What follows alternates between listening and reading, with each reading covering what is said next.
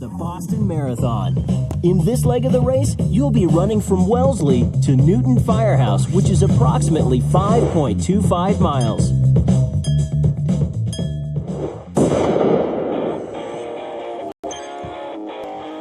This is the calm before the uphill storm of the Newton Hills.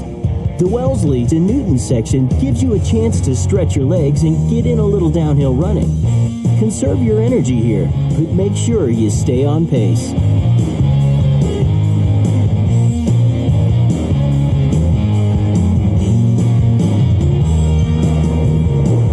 Looks like we're coming up on good old Wellesley. In the 1630s, after negotiating with Indian chiefs Nahoyden and Magas, the original 19 pioneers paid 5 pounds of currency and 3 pounds of corn for the land that would later become the town.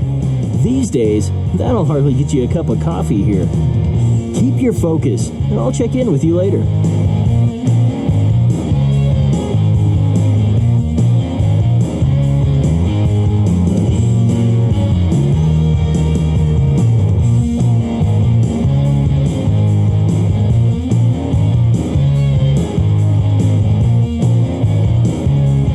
Looks to be a little sparse here, but don't worry, that's going to change in no time.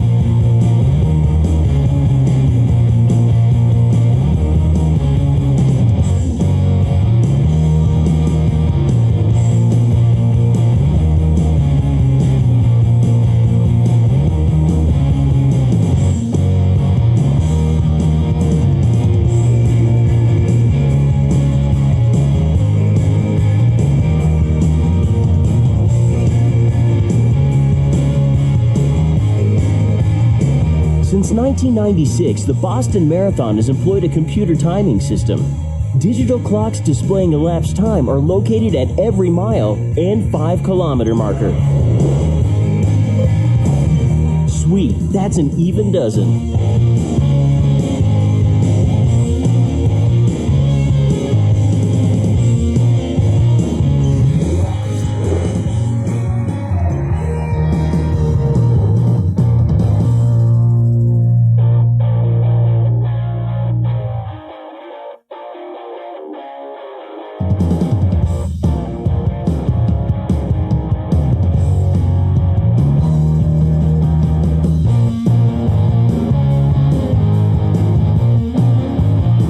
Wellesley was a key turning point in marathon history. In 1917, New York bricklayer Bill Kennedy surprised everyone when he overtook the highly ranked Finnish favorites Hannes Kollermainen and Willi Kaironen. He then went on to become the oldest winner of the race to date at 35. Goes to show you how important it is to have a good kick and keep it going.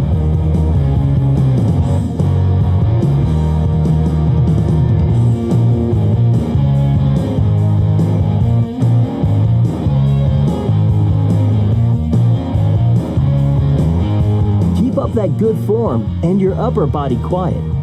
Then get ready. There's a pretty loud surprise waiting for us ahead.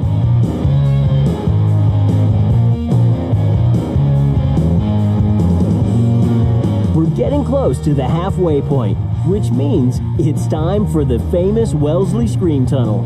Every year, these crazy students and faculty from Wellesley College, an all-woman school, come out in droves to the race. They hold up signs, wear their spring finest, and offer a heaping helping of screams to lead you through the second half of the race. Some of the girls will even be happy to give a kiss to passing runners. But, I'll leave that up to you to decide if you want to take them up on the offer. Ready? Here we go.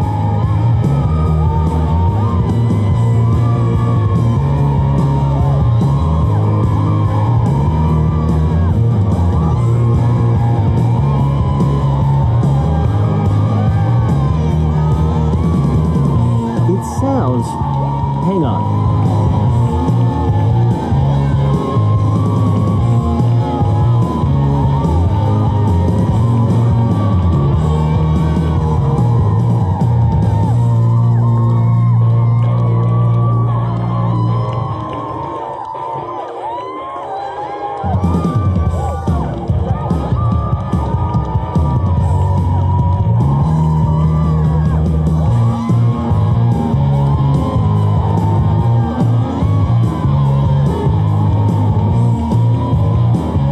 about that. It sounded pretty loud, huh? It gives a lot of runners that positive encouragement they need. And some even have a bit of fun with it. In 1992, in a scene every participant can appreciate, Ibrahim Hussein playfully covered his ears to block out the noise, while the world's media captured the funny image on film and videotape.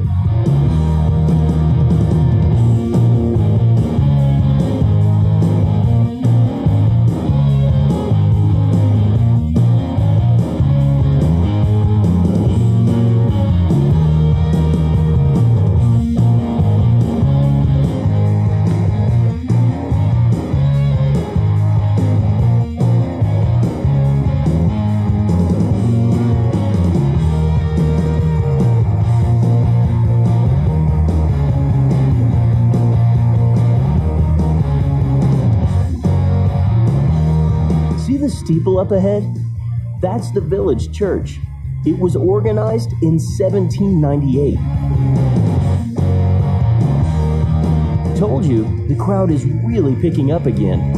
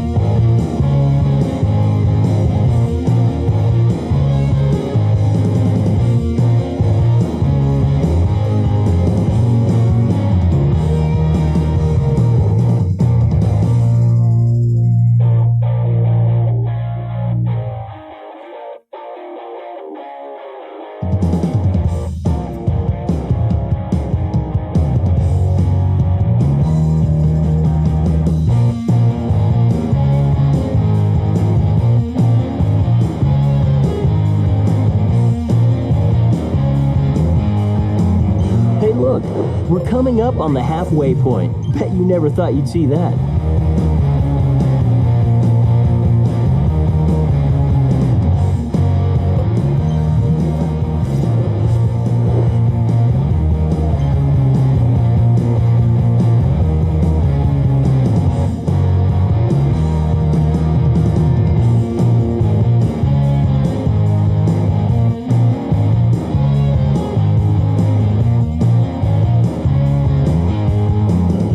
The motorcycle and the red helmet is the race director, Dave McGilvery. At the conclusion of today's race, he'll get a ride back out to Hopkinton and run the course himself. 2013 marks the 40th consecutive time that he's run the Boston Marathon, one of the longest streaks ever. The most Boston Marathons ever run is a record held by Johnny A. Kelly, who completed 58 total Boston Marathons and won the 1935 and 1945 races. Don't confuse him with Johnny J. Kelly, who isn't related, but won the 1957 marathon. Now might be a good time for another piece of good advice. Listen to your body. Pay close attention to it. If it's telling you it's fatigued for several days in a row, schedule in some rest and recovery time. Have persistent foot pain for several weeks? Guess what? It's not going away. Usually it just gets worse. Deal with those problems now before they grow into something serious. All right, enough on the soapbox.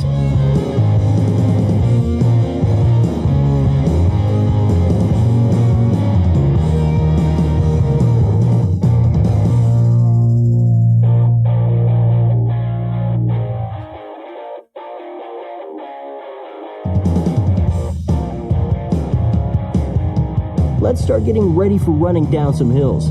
Here are a couple of things to keep in mind for that. When running down hills, the tendency is to lean into the back seat. Don't do that. Instead, try the opposite. Lean forward downhill a bit. This will take the weight off your heels and save your quads. Just make sure you don't break at the waist.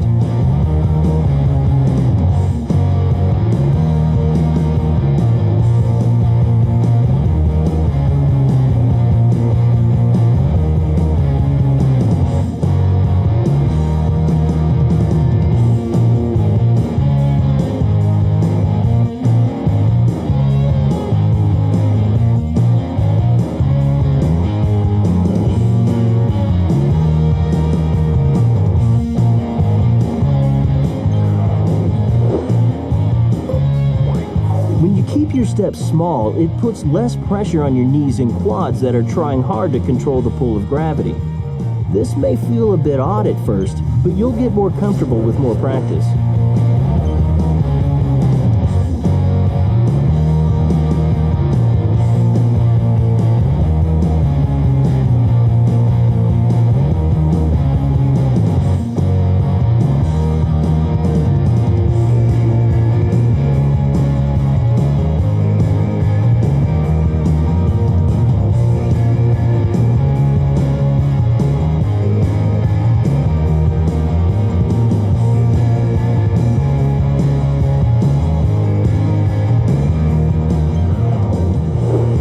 Try your best to run on the balls of your feet. This will prevent you from overstriding and landing hard on your heel. Okay, is all that clear as mud? Don't worry, you'll get the hang of it. And with the Boston Marathon treadmill, you can get plenty of practice. It's one of the few treadmills on the market that will let you run at a decline. You ready? Here come some hills.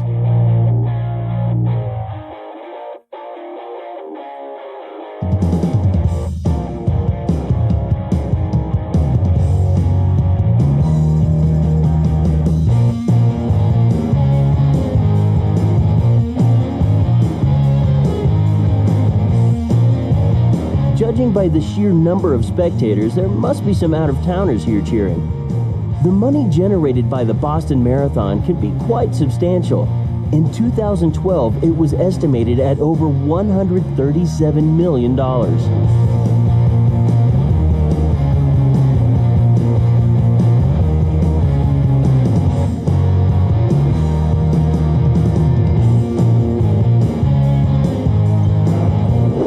You're doing great. You've just finished mile 14.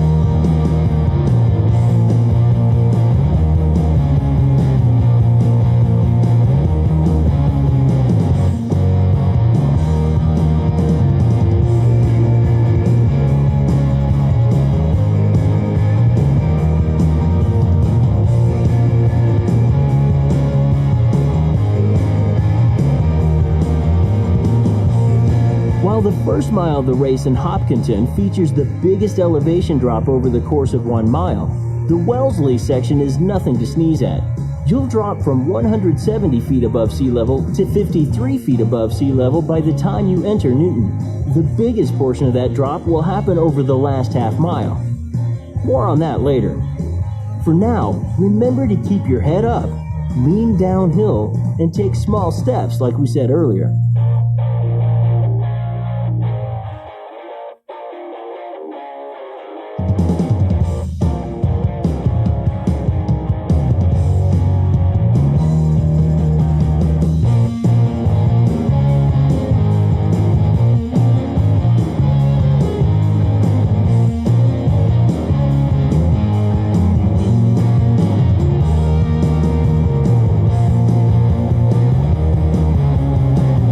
No waiting list for the Boston Marathon, although applicants do have to have their qualifying times verified, and this process may take several weeks.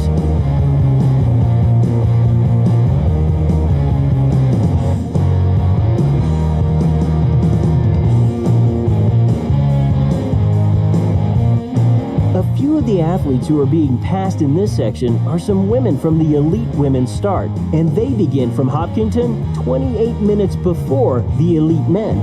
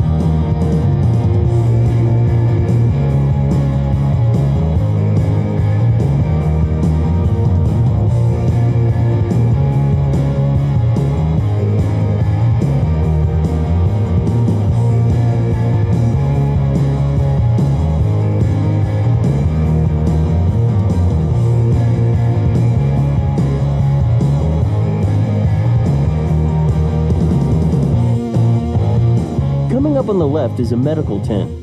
On course, the American Red Cross supplies medical aid stations at 26 locations strategically located along the course. Each tent is staffed with a variety of medical professionals.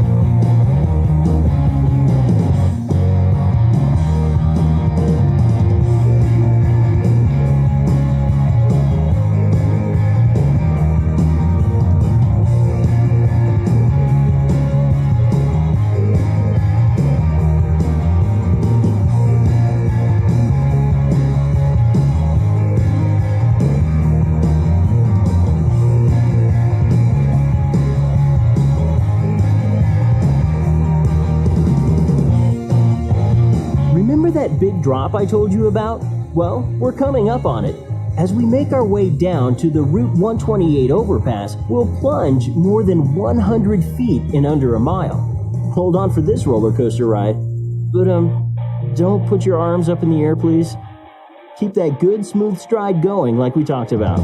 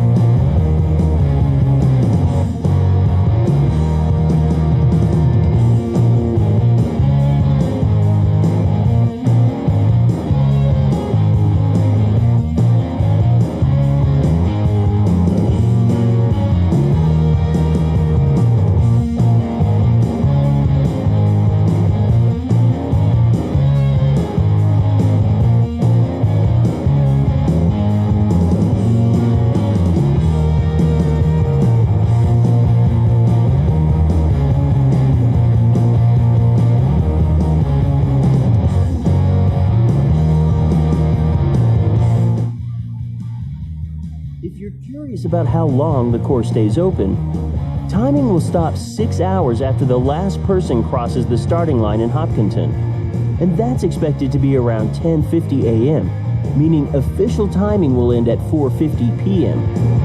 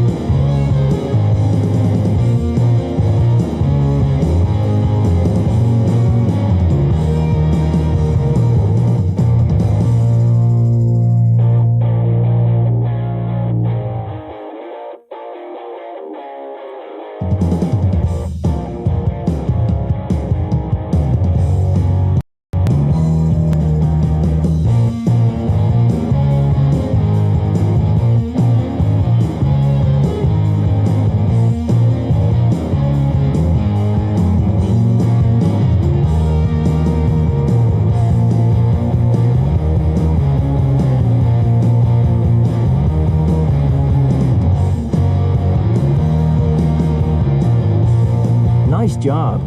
Looks like someone was listening. You did great on the downhill. Unfortunately, that's the last one you'll be seeing for a while. We're heading into the famous Newton Hills soon. Try and keep your head up and stay focused.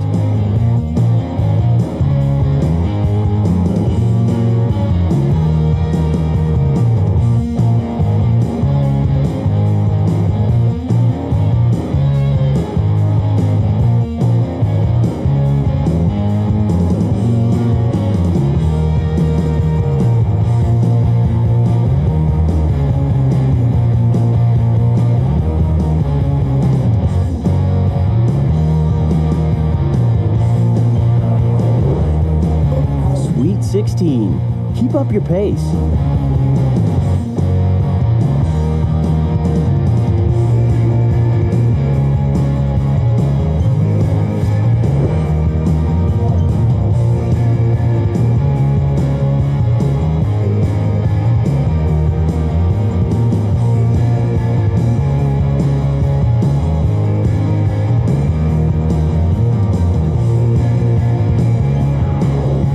Coming up on Route 128, aka the Yankee Division Highway.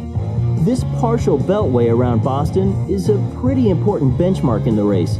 It's the unofficial line between the inner municipalities of Greater Boston and the further suburbs. Take a look around you. The highway is lined on both sides with some fairly modern-looking buildings. Well, there's a reason for that. Route 128 has occasionally been referred to as Boston's high-tech highway. Maybe one of these days they'll invent a microchip to make the race easier. Yeah, not likely. Route 128 is the dividing line between Boston and the areas that are accessible by the MBTA rapid transit system. The result is a denser population of people from here on out. That means more cheering fans for you.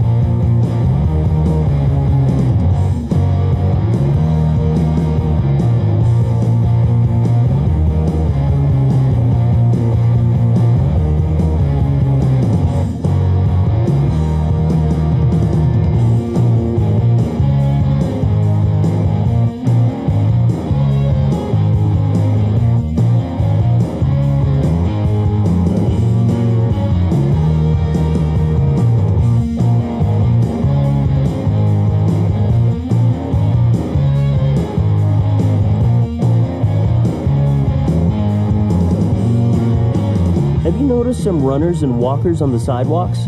Only officially registered racers are allowed on the actual course.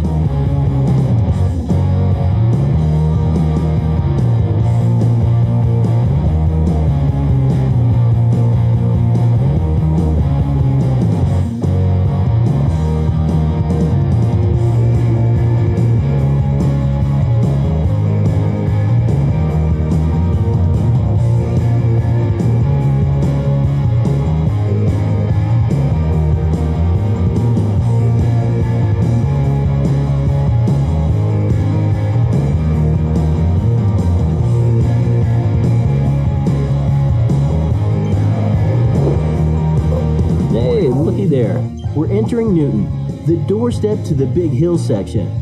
We'll have a short climb heading through town, but thankfully, the harder ones I've saved for a later section when you're ready. This is the home stretch of Section 3, but far from the home stretch of the Boston Marathon.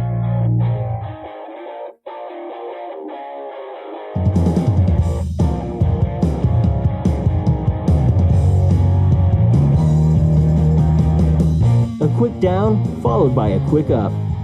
This is where those fast twitch muscles will come into play. Some of the champion runners have given me some great advice on that. Strides and drills can help tremendously on race day. It's important to practice longer length runs. Just be sure to mix it up with some short running too. Try 6 to 8 100-meter strides at your mile pace, not sprints. This will help you stimulate fast twitch muscle fibers. Plus, it just makes your legs feel better. Remember this very important tip in your training. It's pretty easy to vary up your strides and drills with the variety of programs and levels on the Boston Marathon treadmill. You can train for your goal by time, pace, distance, or even calories. Speaking of goals, you're getting pretty close to hitting yours for this portion. We're going through Newton proper and the cool-down portion for this section. Trust me, you might be charged with adrenaline and want to take on the famous Newton Hills right after this, but rest will be key for that. So let's slow down our pace and take some deep breaths. At the end of this leg, you'll see the Woodland MBTA station. It's the public transportation stop located just before the 17-mile mark. It's also famous for something else. It's the siren that lures tired runners to it and causes the biggest dropout rate on the course. So how about we just look ahead and ignore it? You've done a great job on this leg. Hopefully you kept your energy up for the famous Newton Hills section right after this. I look forward to joining you on that section. After you've gotten some rest and hydration, that is.